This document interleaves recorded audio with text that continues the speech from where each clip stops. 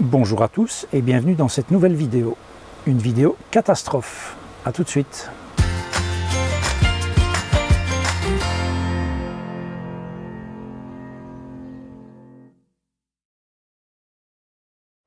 Il y a 15 jours, dimanche très exactement, j'ai reçu un appel téléphonique de mon fils. Papa, viens vite, j'ai eu un accident. Évidemment, quand un papa ou une maman reçoit ce genre d'appel téléphonique, vous imaginez bien que mon sang n'a fait qu'un tour. Je lui ai évidemment tout de suite demandé s'il était blessé ou pas, mais bon, il était déjà un petit peu dans le vague, donc je n'ai pas eu la réponse tout de suite et je n'ai eu la réponse qu'en arrivant sur les lieux de l'accident, qui n'était pas très loin d'où j'étais. C'était à 10 minutes de route. Il est évident que c'est toujours dans ces moments-là que vous allez tomber sur des andouilles qui vont rouler à 60 au lieu de 90, vitesse autorisée, mais enfin bon, c'est un autre débat. Heureusement, il n'était pas blessé, il était juste sonné. Il a accroché deux voitures, donc sa voiture et les deux autres sont totalement sinistrées. Sa voiture avait 2 ou 3 mois, donc elle était toute nouvelle. Il a été emmené en ambulance à l'hôpital. Les passagers et conducteurs des 2 autres véhicules n'ont quant à eux rien eu du tout. Et bon, mon fils n'était pas blessé, mais voilà, il a été emmené à l'hôpital, ils se sont occupés de lui, il a subi une batterie d'examens. Et donc depuis 15 jours, je fais office de taxi, puisque vous n'êtes pas sans savoir que la météo a été un véritable désastre ici en Belgique. Je pense que sur une partie de la France, ça a été pareil, ça a été le cas aussi en Allemagne et au Grand-Duché de Luxembourg. Et donc je ne voulais pas qu'il prenne le risque d'aller se vautrer à moto avec cette météo de merde. Appelons-la telle qu'elle, et je préférais le conduire le matin, aller le rechercher le soir et éventuellement alterner avec sa maman qui a été le conduire ou le rechercher aussi de temps à autre.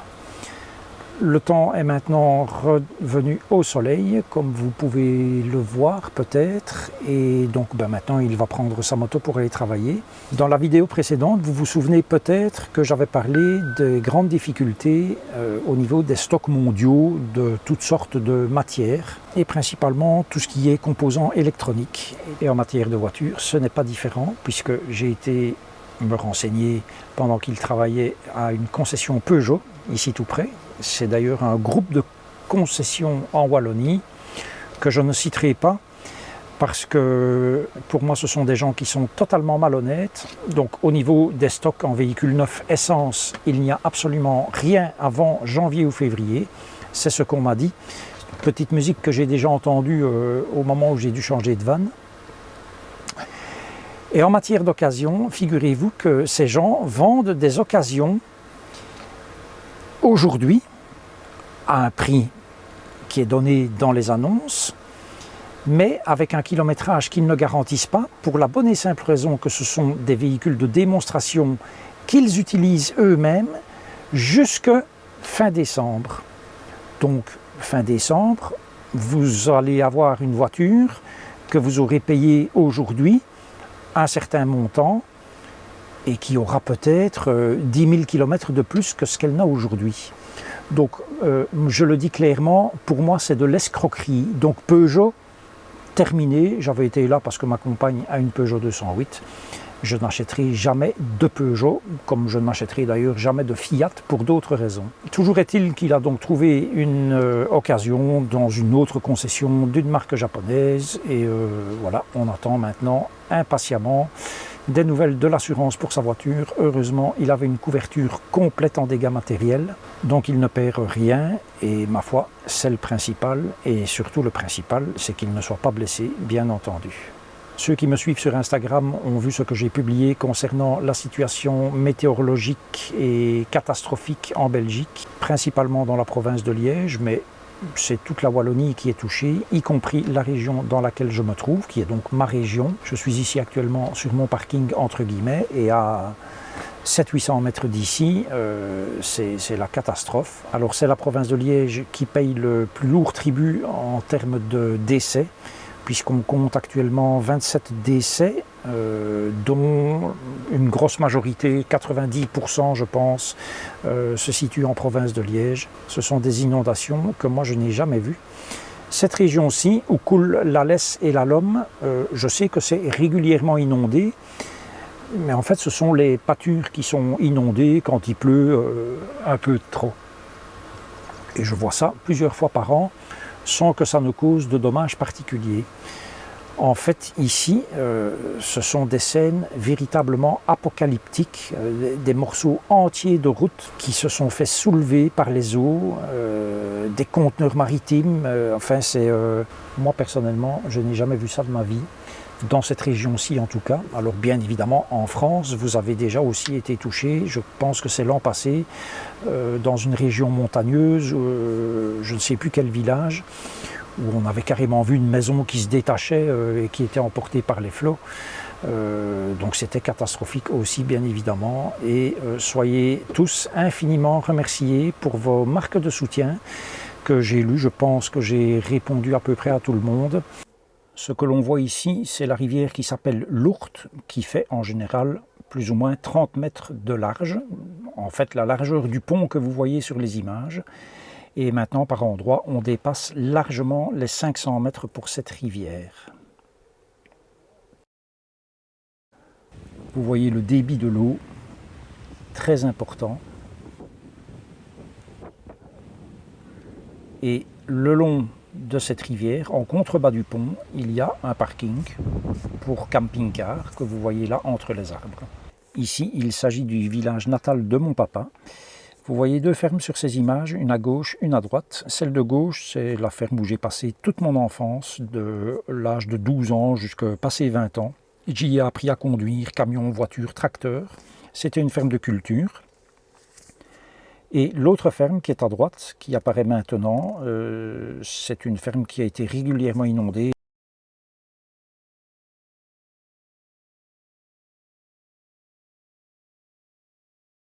Ici, nous sommes près de la petite ville de Durbuy, la plus petite ville du monde, extrêmement touristique, hôtel et restaurant presque exclusivement, qui s'est retrouvé à l'état d'île, du jamais vu. Et nous sommes maintenant à Rochefort. À droite, c'était une maison qui a été entièrement balayée par la flotte. Donc, vous voyez que l'eau passait carrément sur les ponts. Il y a même ici, alors que c'est une rivière, on retrouve un conteneur maritime, assez étonnant. Enfin bref, l'eau a absolument tout ravagé sur son passage. Et avant de voir cela, j'étais de toute façon convaincu que rien ne pouvait arrêter l'eau. Ceci, c'est dans les environs donc, de Rochefort en Surlesse-Éprave, là où je vais souvent me garer. Vous voyez l'étendue de la flotte, donc c'est la Lesse et la Lomme qui coulent à cet endroit-là et qui s'est répandue dans toutes les pâtures.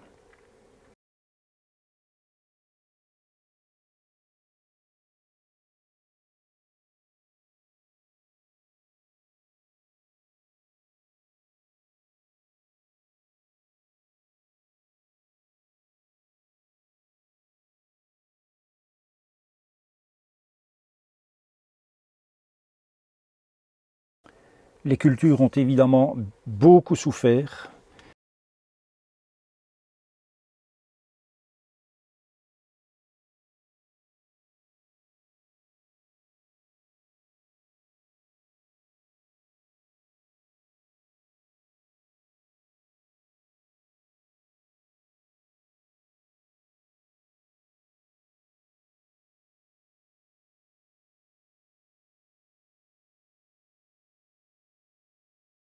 On retrouve bien évidemment des débris de toutes sortes partout.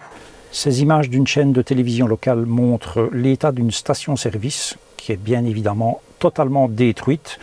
Aujourd'hui, comme vous pouvez le voir, la route est de nouveau praticable puisque les eaux sont fort bien redescendues en un jour.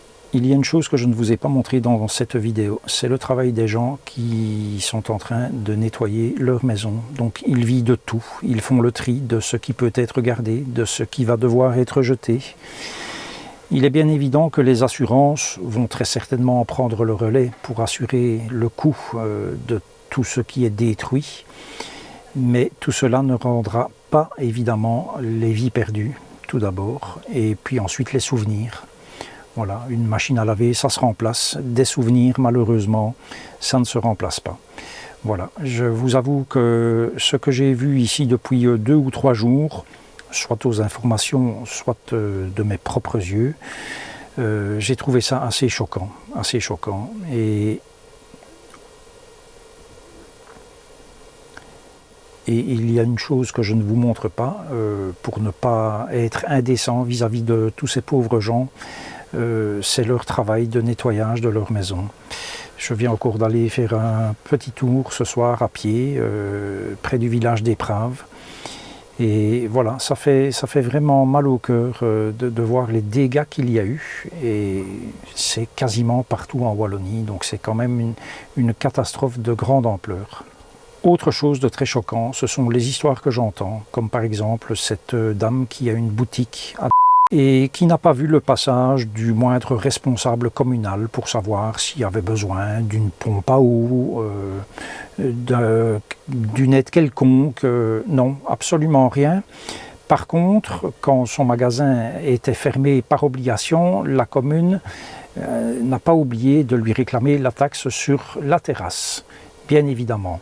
Et donc tout ce qu'a pu faire le bourgmestre, donc le bourgmestre en Belgique c'est l'équivalent du maire en France, tout ce qu'a pu faire ce bourgmestre c'est venir parader sur la Grand Place, sans doute pour faire son petit speech, comme tous ces politicaillons qui pour ma part ne méritent qu'une chose, c'est d'être en prison, tous autant qu'ils sont, pour tout ce qu'ils nous font subir depuis des décennies, et donc ça pour se montrer sur les plateaux de télévision et venir faire leur grand blabla et jouer les pleureuses, ils sont très forts, mais pour agir, il n'y a plus personne. Et ces inondations au niveau de la Wallonie ont montré 2 choses, la très grande impuissance de l'État, même si les services de secours locaux, pompiers, police, ambulances, etc. Tous ces gens ont fait avec les moyens dont ils disposaient. Ils ont abattu un travail absolument remarquable avec peu de moyens, puisque vous savez que le politicard, son but c'est toujours de réduire les dépenses, et donc pour réduire les dépenses, on supprime des moyens. Voilà, c'est triste, hein, c'est comme en France, les lits d'hôpitaux qui continuent de disparaître malgré qu'on vous avait promis qu'il allait avoir je ne sais pas combien de milliers de lits créés. Tout ça n'était qu'un mensonge, bien évidemment, c'est exactement la même chose chez nous.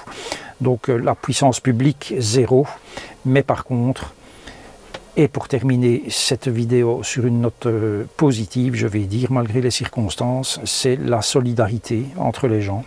Voilà, exceptionnel.